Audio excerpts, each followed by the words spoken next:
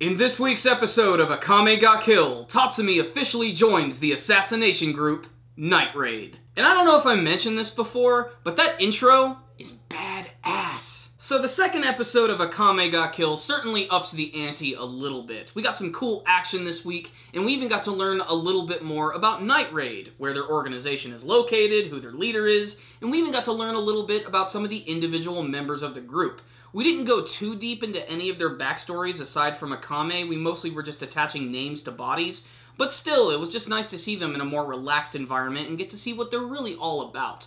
But one of the things that really surprised me this week is that in this episode, Tatsumi actually goes on his very first assassination mission, and he's doing it all by himself.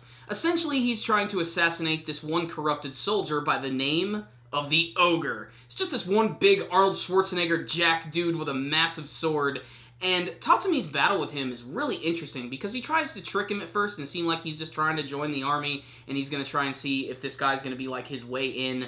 But the Ogre's not going to fall for that, and they end up having this really slick battle, which is probably the best animation of the episode, although it's nothing really that spectacular, but there are some scenes that are definitely noteworthy. I love the fact that Tatsumi is actually looking like he's going to end up being a great member of Night Raid, and a lot of that has to do with his sword skills. If you guys remember in the first episode, he took out like a massive monster with just a couple swings, so this guy should really be no trouble for him, and that was definitely the case. Not only does he cut off both of his arms, but then he slashes through his body multiple times, pretty much just destroying this guy in every possible way.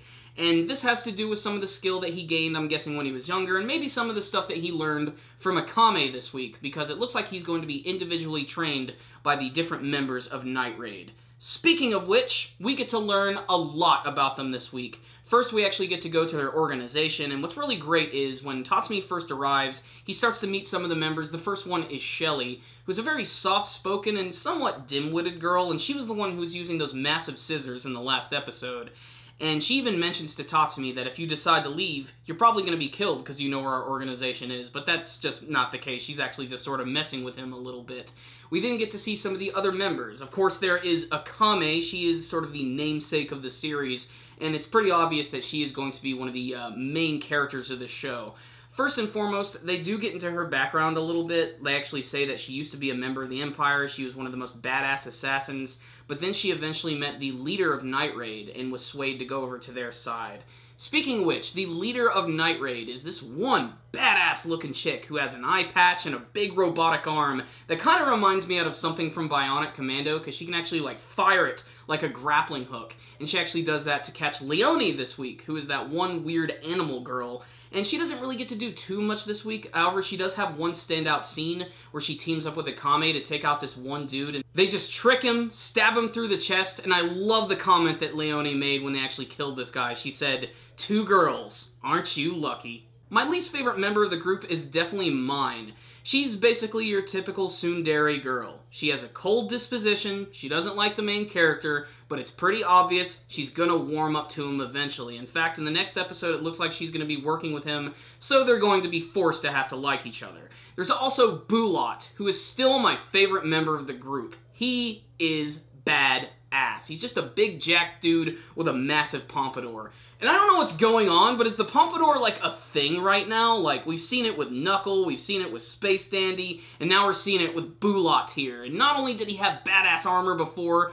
but he's got an awesome haircut too, and that's just so great. But you get to see him training outside with his big old freaking like lance, and just his power alone, you can see the shockwaves it sends. Just, he looks like he's going to be a very interesting character, and he also was originally, I believe, a soldier for the Empire as well, and he eventually went over to the Night Raid side as well. There's also this other guy by the name of Lubbock, who doesn't really do too much. He just seems like he's going to be sort of like a funny character. So what's the rundown on this week's episode of Akame ga Kill? I liked it. Obviously, there's a lot of different members of Night Raid, and we can't get all of their backstories in one episode, and it really seemed like they wanted to focus on Akame this week, and we got to learn a little bit more about her and like what her whole personality is about.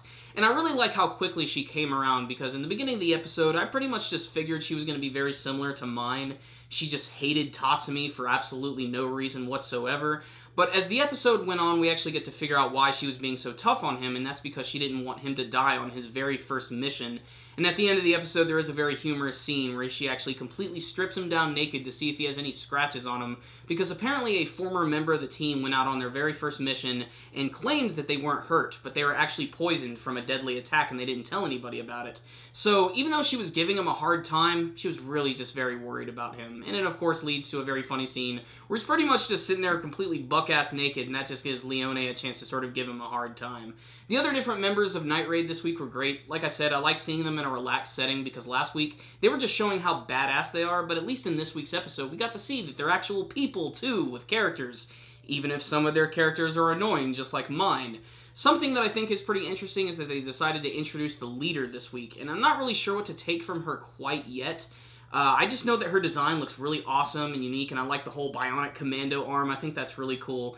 But obviously, we need to learn a little bit more about Night Raid, how they were formed, what their full history is, and obviously we need to learn a little bit more about the actual world of Akame ga Kill. They're not really explaining too much about the Empire and why they're so bad. It's basically like in Star Wars. If it's an Empire, it's bad. You just sort of have to accept that. I'm sure they're going to explain as it goes on later, but still, another pretty good episode with a lot of good animation, artwork, and voice acting, and some surprisingly brutal scenes as well. This is a series that can be really funny one moment, and then the next moment someone's getting their arms and head chopped off. So, there it is, Akame ga Kill. I really liked this episode. It wasn't perfect, it was a little spotty in terms of the animation in some parts, but for the most part, I actually liked this episode, and I'm still interested in what's going to be happening later on in the series. So I'm going to drop an 8 out of 10 on this awesome episode of Akame ga Kill. Check it out, my friends. You will like it. Thank you guys so much for watching my review today. Before you go, please tell me what you thought about this week's episode of Akame ga Kill.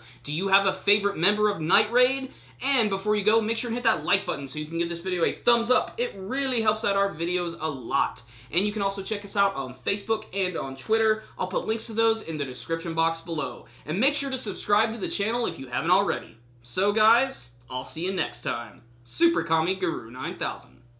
Out.